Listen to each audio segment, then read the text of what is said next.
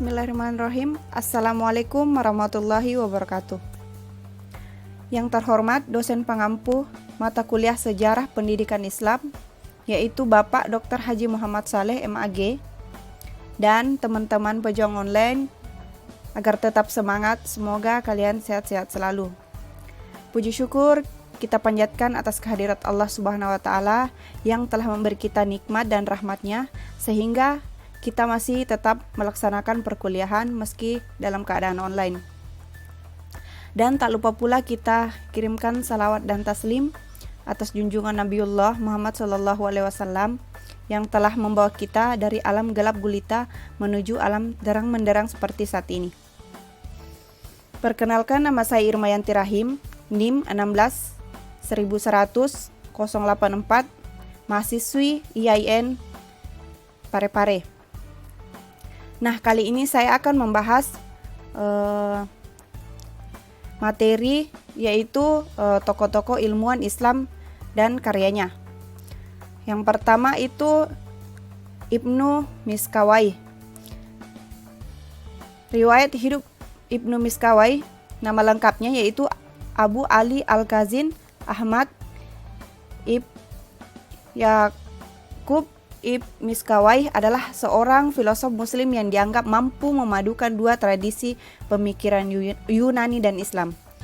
Nah, di samping juga ahli dalam filsafat Romawi, India, Arab, dan Persia yang memusatkan perhatiannya pada filsafat etika Islam, meskipun sebenarnya Miskawayh adalah juga seorang dokter, sejarawan, dan ahli bahasa.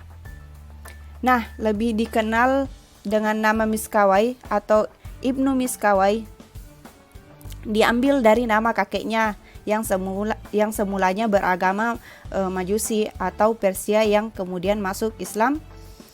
Julukannya adalah Ibnu Ali yang merajuk kepada sahabat Ali bin Abi Thalib. Di samping itu juga ia bergelar Al-Kazin yang berarti bendaharawan karena jabatannya sebagai bendaharawan pada masa kekuasaan Abdul Al-Daulah dari Bani Buwaihi.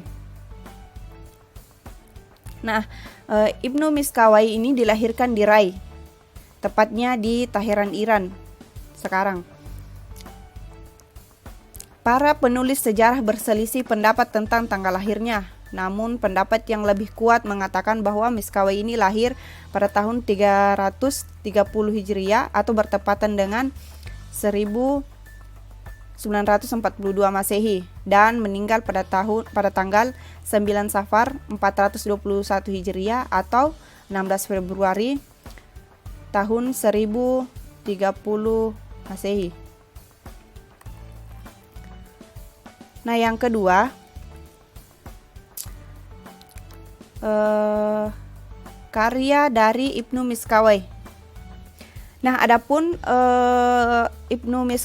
karya-karya Ibnu Miskawayh yang diantaranya yaitu Al-Faw Al-Akbar yang berisi tentang adapun yang berisi tentang metafisika, ketuhanan jiwa dan kenabian.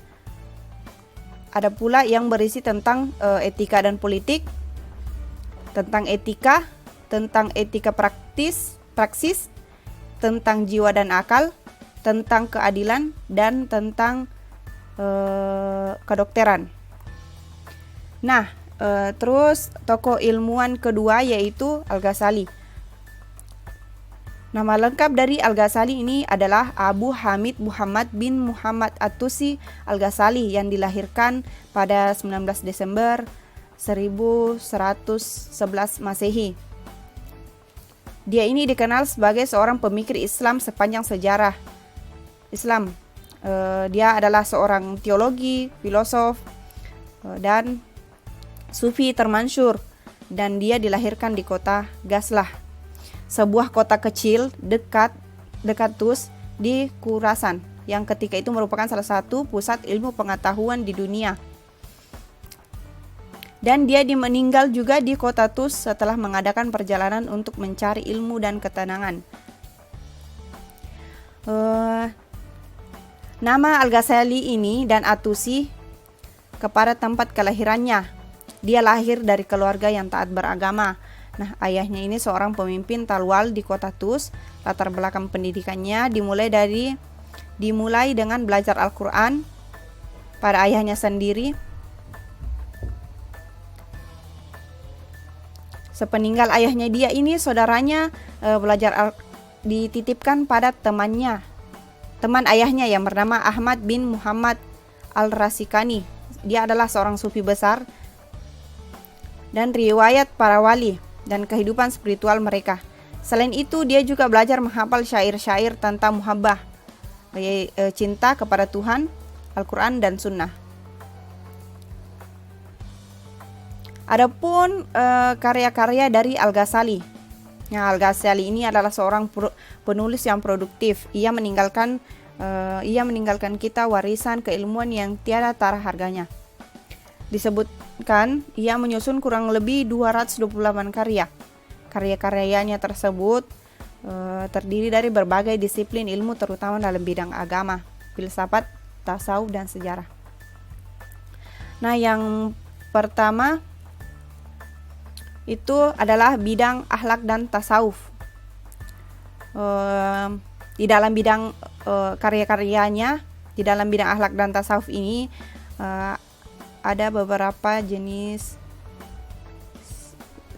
karyanya, yaitu tentang jalan orang-orang yang beribadah, tentang menghidupkan ilmu-ilmu agama, tentang sumber cahaya, tentang risalah tentang soal batin,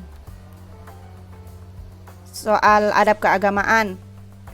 Nah, adapun bidang fikih, nah karyanya di bidang fikih yaitu Al-Basit yang sederhana, Al-Wasit yang pertengahan, Al-Wajiz yang ringkas, dan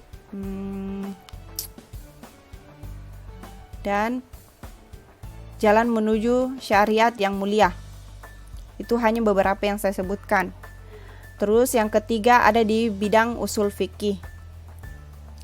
Karyanya yaitu pilihan yang tersaring dari noda-noda usul fikih, yaitu Al-Mukhul min Ta'likal Al-Usul. Terus ada juga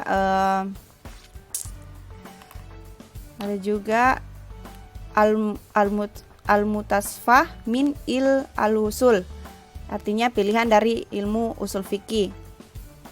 Terus bidang keempat yaitu filsafat dan logika. Karya dari bidang filsafat ini ada Muqasid Al-Falasifah, yaitu tujuan para filsuf, Tahafut Al-Falasifah, kekacauan para filsuf, Mizan Al-Amal, timbangan amal, dan Miyar Al-Ilam fi Al-Mantiq. Yang kelima itu di bidang teologi dan ilmu kalam. Saya hanya menyebutkan beberapa ya, yaitu Al-Iktisad fi i'tikad, sederhana dalam beriktikad. Nah, bidang keenam yaitu ilmu Al-Quran. Karyanya yaitu Jawahir Al-Quran, mutiara Al-Quran. Terus bidang ketujuh yaitu bidang politik. Nah, di bidang politik ini karyanya yaitu Al-Mustahsiri, nama lengkapnya Fudail Al-Bitiniyah wa Fadail wal Mustahhiriyah. Bahayanya haluan batiniyah yang ilegal dengan kebaikan pemerintah mustahir yang legal. Terus yang ketiga yaitu tokoh ilmuwan Islam ketiga yaitu Ibnu Tufail. Ibnu Tufail, riwayat hidupnya yaitu kisah Nah, nama lengkap dari Ibnu Tufail ini yaitu Abu Bakar Muhammad bin Abdul Al-Malik bin Muhammad Ibnu Muhammad Ibnu Tufail, dan bergelar Al-Andalusi, Al-Qaisi, dan Al-Qurtubi. ini lahir di kota Wadi As, sebuah kota yang subur dekat Granada. Nah, Ibnu Tufail ini kecil tidak banyak dicatat oleh sejarah, termasuk perjalanan pemikiran sejak ia masih muda. Sebagian sumber menyebutkan Ibnu Tufail ini berguru pada Ibnu Bajjah. Namun seperti yang dikatakan sendiri Ibnu Tufail itu dalam pendahuluannya risalahnya bahwa ia sangat mengagumi Ibnu Bajjah dan mengakui kedalaman pengetahuan, pemikiran yang tajam walaupun belum pernah berjumpa dengannya secara face to face. Terus adapun karyanya Ibnu Tufail, yaitu karya yang dihasilkan ini tidak terlalu banyak jumlahnya. Namun masih ada satu atau dua karya yang masih sempat kepada kita. Salah satunya yaitu sebuah novel filsafat terkenal berjudul Hayy bin Yaqzan, yang menjadi salah satu dari sekian di antara buku-buku yang paling cemerlang pada abad-abad pertengahan. Nah, karya ini fenomenal yang berbau ini filosofis mistis ini bercerita mengenai bagaimana akal pikiran mampu kita menangkap, merenungkan, menyimpulkan bahwa segala sesuatu yang ada, yang menggerakkan dan penggerak itu tiada lain adalah Tuhan pencipta alam semesta. Terus ada yang keempat Ibnu Qayyim. Nah, Ibnu Qayyim ini nama lengkapnya yaitu Muhammad bin Abi Bakar bin Ayub bin Sa'ad bin Haris As-Sa'ri Ad-Dimaski. Lakapnya adalah Syamsuddin. Kunyahnya adalah Abdul Abdillah. Beliau lebih dikenal dengan panggilan Ibnu Qayyim Al-Jauziyah. Lahir pada tahun 691 Hijriah di Damaskus dan wafat pada malam Kamis 23 Rajab 571, dimakamkan di kuburan Al-Babus Zakir, Damaskus. Nah, Ibnu Qayyim ini telah berguru pada guru-guru yang hebat dan luas ilmunya serta terkenal kepawaiannya. Beliau ini belajar kepada Abu Bakar dan belajar pada usul fikih dari Syafi'i Al-Hindi dan Ibnu Taimiyah. Terus saya sebutkan langsung karya-karyanya. Saya sebut karya-karyanya yaitu yang pertama Ijtima al-Juyusi al-Islamiyah ala Ghazwil Mu'attalah wa al-Jahmiyah. Ini dicetak di India pada tahun 1314 Hijriah. Kemudian dicetak di Mesir pada tahun 1351 Hijriah. Terus ada juga Ahkam Ahli Az-Zimah. Dicetak di tahqiq oleh Subi As-Sahih dalam 2 jilid. Terus ada karya yang ketiga yaitu Asma Mu'allaf Ibni Taimiyah, dicetak dengan tahqiq oleh Sahlahuddin Al-Munjid. Terus ada beberapa di sini karya-karyanya. Saya langsung ke tokoh ilmu kelima yaitu Ibnu Khaldun. Nama lengkap Ilmu Khaldun yaitu Abu Zaid Abdurrahman bin Muhammad bin Khaldun Walauddin At-Tunisi Al-Hadrami. Dia lahir di Tunis pada tanggal 1 Ramadan 732 Hijriah yang bertepatan dengan 7 Mei 1332 Masehi. Dan dia meninggal di Kairo pada tahun 25 Ramadan 808 Hijriah yang bertepatan pada 25 Maret 1406 Masehi. Ibnu Khaldun ini dimakamkan di pemakaman Sufi di Mesir. Sebenarnya dia dibesarkan di tengah gejolak galaunya politik kemerdekaan, pemikiran atau evolusi di kalangan umat, perebutan kekuasaan dan disintegrasi. Semasa mudanya ini, dia banyak menduduki jabatan, pernah menjadi sekretaris dan penasehat kerajaan Maroko yang dipimpin oleh Sultan Abu Salim pada tahun 1389 Masehi. Saya langsung membahas karyanya. Nah, Ibnu Khaldun ini sebenarnya dia menghasilkan berbagai banyak karya, tetapi karya-karya tersebut belum ada yang ditemukan dan tidak diterbitkan sama sekali. Meskipun Ibnu Khaldun ini hidup pada di masa peradaban Islam, mulai dari kehancuran, tapi beliau ini mampu tampil sebagai pemikir muslim yang kreatif dan melahirkan pemikiran-pemikiran besar dalam beberapa karyanya. Nah, Ibnu Khaldun ini karya-karyanya yang banyak dibahas para ahli sampai saat ini, yaitu Al-Ibar, Muqaddimah, dan Al-Ta'rif.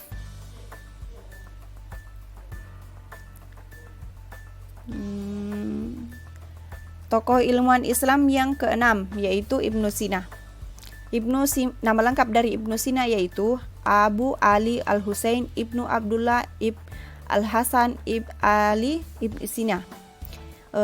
Ibnu Salih ini dilahirkan di desa Afsianah dekat Bukhara di Persia Utara pada tahun 370 Hijriah yang bertepatan pada 980 Masehi dan meninggal pada usia 58 tahun 428 Hijriah tahun 1037 Masehi.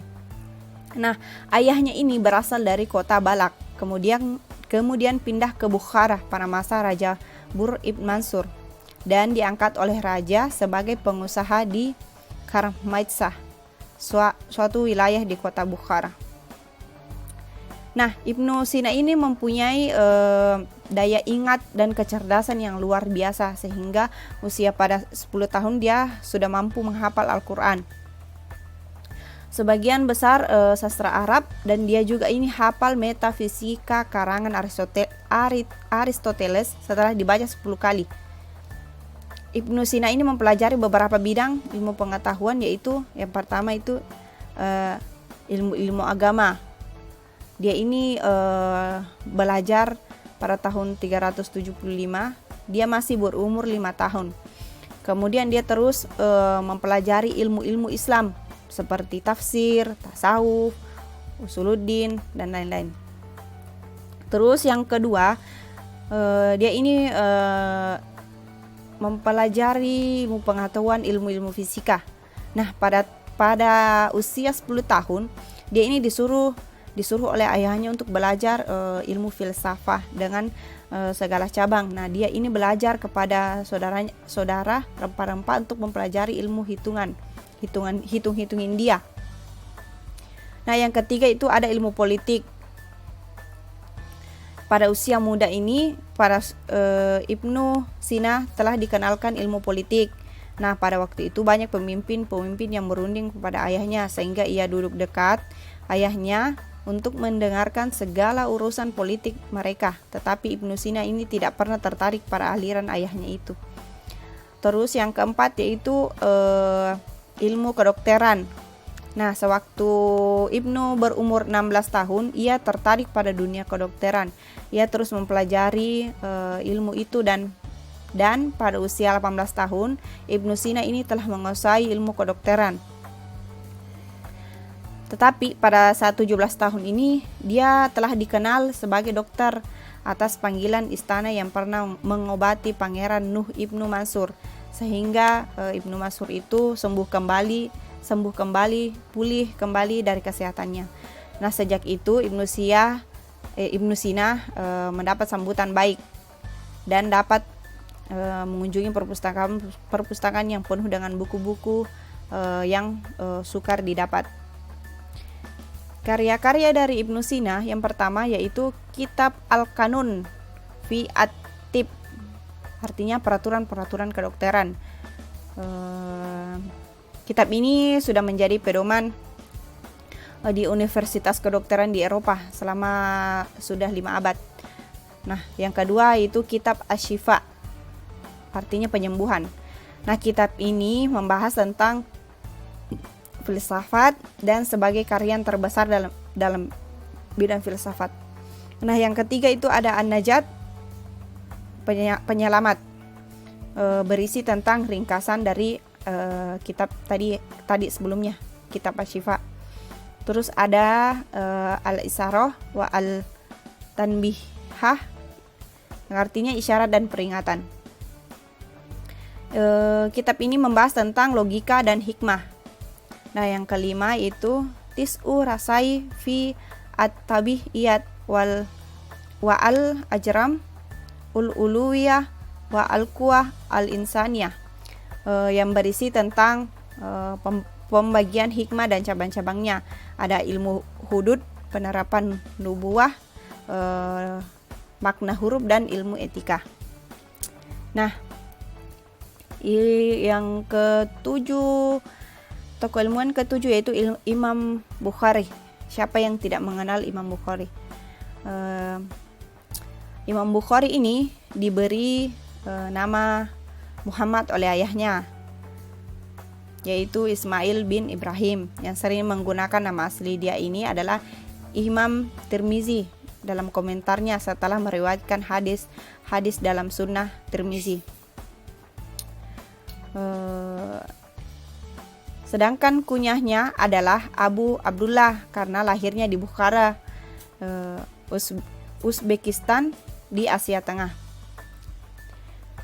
Tetapi kita mengenalnya dengan nama Al-Bukhari.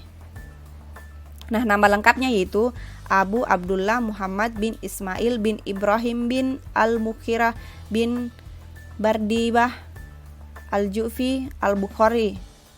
Ia lahir pada tanggal 13 Syawal 194 Hijriah yang bertepatan pada tanggal 21 Juli 810 Masehi. Nah, setelah lama dia lahir, ternyata penglihatannya hilang, alias buta. Bukhari ini dididik dalam keluarga ulama yang taat beragama. Dalam kitab At-Tisikat, Ibnu Hibban menulis bahwa ayahnya dikenal sebagai orang yang wara, dalam arti berhati-hati terhadap hal-hal yang bersifat ragu-ragu hukumnya terlebih dahulu terhadap hal yang haram. Nah, ayahnya ini adalah seorang ulama bermazhab Maliki dan merupakan murid dari Imam Malik, seorang ulama besar, dan ayahnya ini adalah ahli fikih. Ayahnya wafat ketika Bukhari masih kecil. Nah, Bukhari ini berguru kepada Syekh Dakhili. Dia adalah ulama ahli hadis yang masyhur di Bukhara. Nah, pada tahun 16 tahun bersama keluarganya ia mengunjungi kota suci terutama Mekah dan Madinah, di mana di kota suci itu dia mengikuti kajian para guru besar hadis. Nah, pada usia 18 tahun dia menerbitkan kitab pertama, Kazaya Sahabah wa Tabi'in, hafal kitab-kitab hadis karya Mubarak dan Waki bin Jarrah bin Malik bersama gurunya Syekh Ishaq, menghimpun hadis-hadis sahih dalam satu kitab setelah menyaring dari 1 juta hadis yang diriwayatkan 80.000 perawi sumber menjadi 7.275 hadis. Berarti Bukhari ini mempunyai daya tinggi yang kuat dan telah diakui oleh kakaknya yaitu Rashid bin Ismail. Sosoknya dia kurus, tidak tinggi, tidak pendek, kulit agak kecoklatan, ramah, dermawan, dan banyak menyumbangkan hartanya untuk pendidikan. Nah, karya dari Imam Bukhari ini saya akan menyebutkan cuman beberapa karena saya melihat terlalu banyak. Saya akan menyebutkan cuma 3. Yang pertama itu kitab Al-Ilal, ada Al-Adab Al-Mufrad, Al-Hibbah, dan lain-lain. Nah, di antara guru-guru beliau ini dalam memperoleh hadis dan ilmu hadis antara lain yaitu Ali ibn al-Madani, Ahmad bin Hanbal, Yahya bin Ma'in, Muhammad ibn Yusuf al-Faryabi, Maki ibn Ibrahim al-Baqi, Muhammad ibn Yusuf al-Baikandi, dan ibn Rahwahi. Nah, selain itu ada 289 ahli hadis yang dikutip dalam kitab sahih. Terus yang terakhir yaitu Imam Muslim. Imam Abul Husain Muslim bin Al-Hajjaj Al-Quraisy An-Naisaburi, atau sering dikenal dengan sebagai Imam Muslim. Dia dilahirkan 204 Hijriah dan meninggal dunia pada sore hari Ahad bulan Rajab tahun 261 Hijriah dan dikuburkan di Naisaburi. Dia ini sudah belajar hadis sejak kecil, seperti tadi Imam Al-Bukhari, dan pernah mendengar dari guru-guru Al-Bukhari dan ulama lain selain mereka. Orang yang menerima hadis dari dia ini termasuk tokoh-tokoh ulama yang pada masanya. Ia juga telah menyusun beberapa tulisan yang bermutu dan bermanfaat. Yang paling bermanfaat adalah kitab sahihnya yang dikenal sebagai Sahih Muslim. Pasti teman-teman tahu kitab Sahih Muslim. Nah, kitab Sahih Muslim ini disusun lebih sistematis dari Sahih Bukhari. Kedua kitab hadis sahih ini, Sahih Bukhari dan Sahih Muslim ini, biasa disebut dengan As-Sahihain. Nah, kedua tokoh hadis ini biasa disebut Syaikhani atau Syaikhaini, yang berarti dua orang tua, yang bermaksud dua tokoh ulama ahli hadis. Nah, Imam Al-Ghazali dalam kitab Ihya Ulumuddin terdapat istilah akhrajhu yang berarti mereka berdua meriwayatkannya. Imam Muslim ini belajar hadis sejak usia dini pada tahun 218 Hijriah. Lalu ia pergi ke Hijaz, Irak, Syam, Mesir, dan negara-negara lainnya untuk berguru. Terus adapun Imam Muslim ini wafat pada Minggu sore dan dikebumikan di Nasabad, salah satu daerah dari luar Naisabur, pada tanggal 25 Rajab 261 Hijriah, bertepatan pada tanggal 5 Mei 875 dalam usia 55 tahun. Nah, karya dari Imam Muslim ini